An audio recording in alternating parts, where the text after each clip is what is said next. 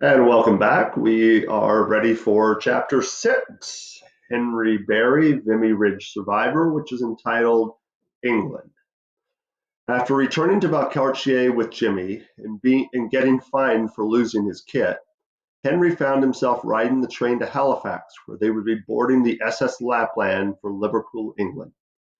It was September 23rd, 1916, and Henry found himself riding with all the members of the 130th Battalion. Jimmy turned to Henry and said, "Can you believe we're going to see Halifax? This is where my parents arrived in Canada. They were telling me all about it when I was home." Henry replied, "My grandparents came through Halifax as well.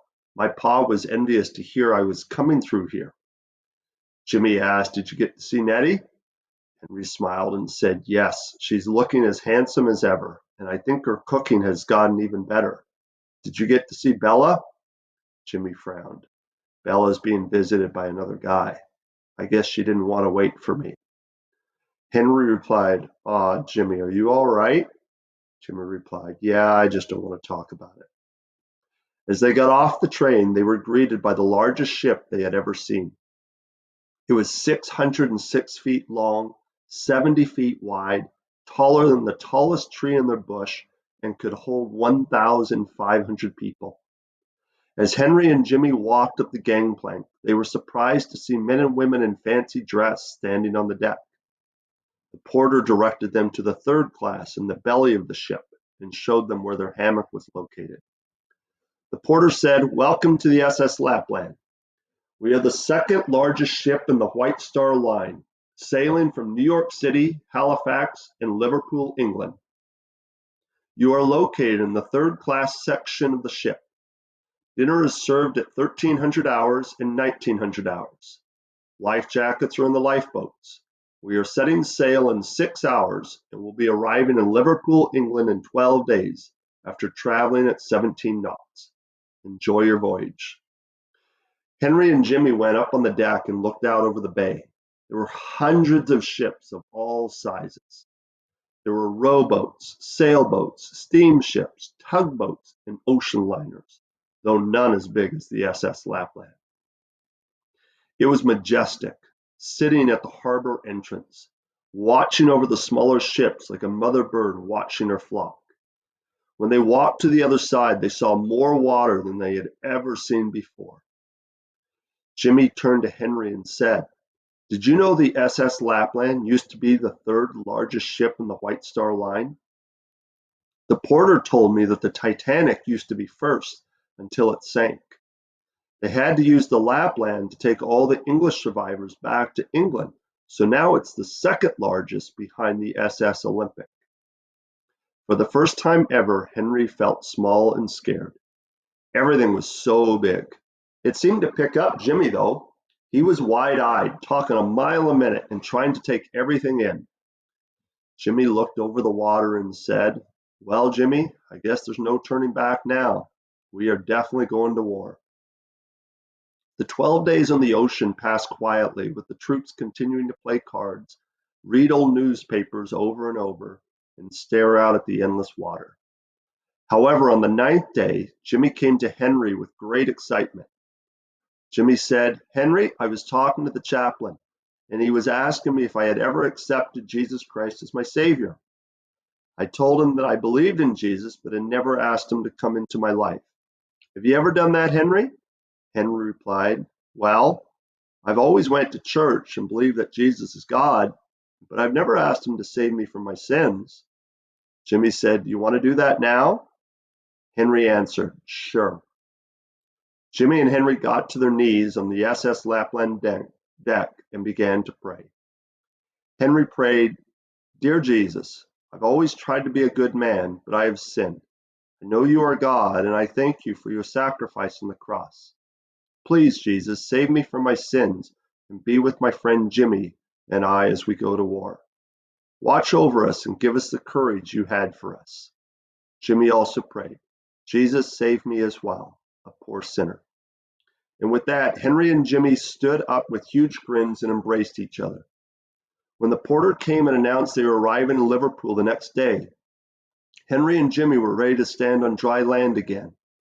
After they got off the ship, they were directed to a train which was headed for London and then Folkestone. After arriving in Folkestone, the battalion then marched to the West Sandling camp, where they were greeted by indifferent stares from British soldiers. Henry looked at the entrance and thought, "This looks just like Valcartier camp. Are we doing the same thing all over again?" Jimmy turned to Henry and said, "Oh, are you kidding me? I don't know if I could handle that again." Looking across a huge body of water, Henry could pick out what looked like land. He asked the British lance corporal who was escorting them, "What is that land over there?" The soldier in a weary voice said, "You are looking at the English Channel with France on the other side. That is where the war is." Henry and Jimmy reported to camp headquarters and were told by the staff sergeant, "You have now been assigned to the 12th Reserve Battalion. It is here you will learn how to march, shoot a rifle, throw a hand grenade called a Mills bomb, and stand on sentry duty. You will also be given chores such as digging trenches, getting water, and keeping your uniform clean. Expect at some point to be providing reinforcement to a battalion serving in France." As Henry made their way to their new quarters at the far end of the camp, Jimmy said, "Here we go again. I can't believe we're doing the same thing again. Anything has to be better than drill." Henry replied, "I don't know, Jimmy. I suspect drill is probably better than war." So as you can see from chapter 6, obviously Henry and Jimmy were actually Protestants, or known as they were part of the Church of England, clearly not Catholic. But as you can see, this was from the information that was given to me.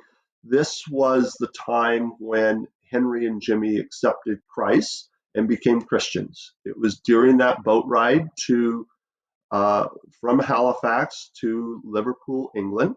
And it was during that, and the details that are shared there were the details that were essentially shared with Henry's son Gordon and what he passed along to me. So we are pretty confident that is a reflection of how Henry and Jimmy became Christians.